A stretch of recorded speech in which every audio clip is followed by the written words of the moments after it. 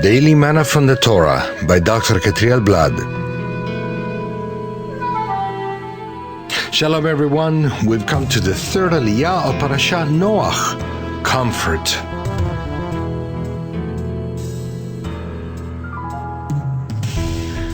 This particular aliyah is found in Genesis chapter 7 verse 17 to chapter 8 verse 14. Today we'll be reading from chapter 8 verse 4 and verse 13. Then the ark rested in the 7th month, the 17th day of the month, on the mountains of Ararat. And it came to pass in the 601st year, in the first month, the first day of the month, that the waters were dried up from the earth, and Noach removed the covering of the ark and looked, and indeed the surface of the ground was dry. What is the relationship between the flood and the resurrection and the return of the Messiah? On the dates mentioned in the narration of the flood, we can find prophetic signs that talk about the resurrection and return of Yeshua, the Messiah. Adam started counting time according to what the sun, moon, and stars pointed out since the day he was created. So, he was created on the first day of the first month.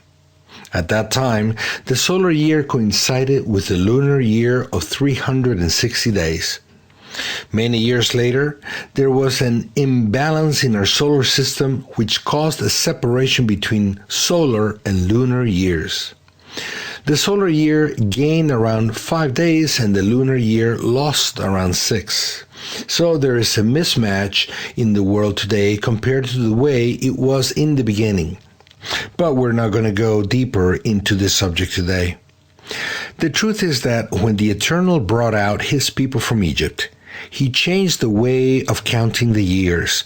The month in which Israel got out of slavery is appointed by the Eternal to be the first of the year for the people of Israel.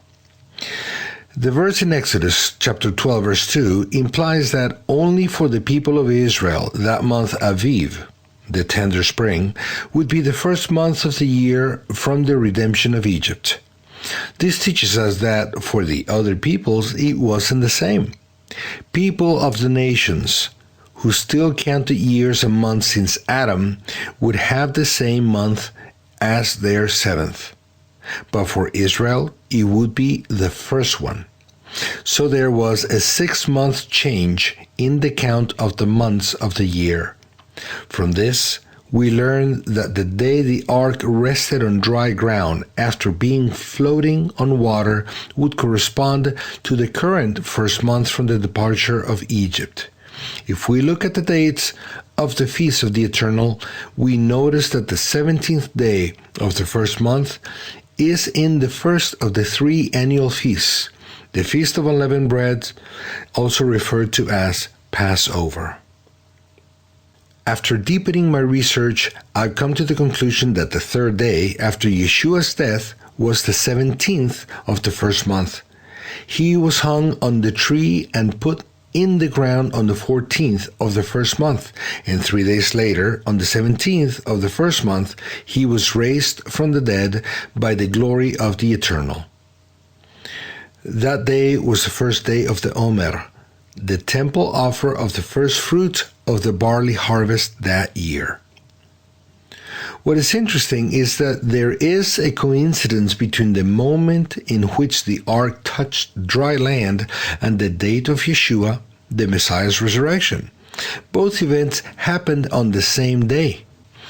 The second interesting date in the account of the ark is when almost half a year later, on the first day of the first month, counting since Adam, the waters upon the earth dried up and Noah removed the covering of the ark and looked at the new world in which he would then live.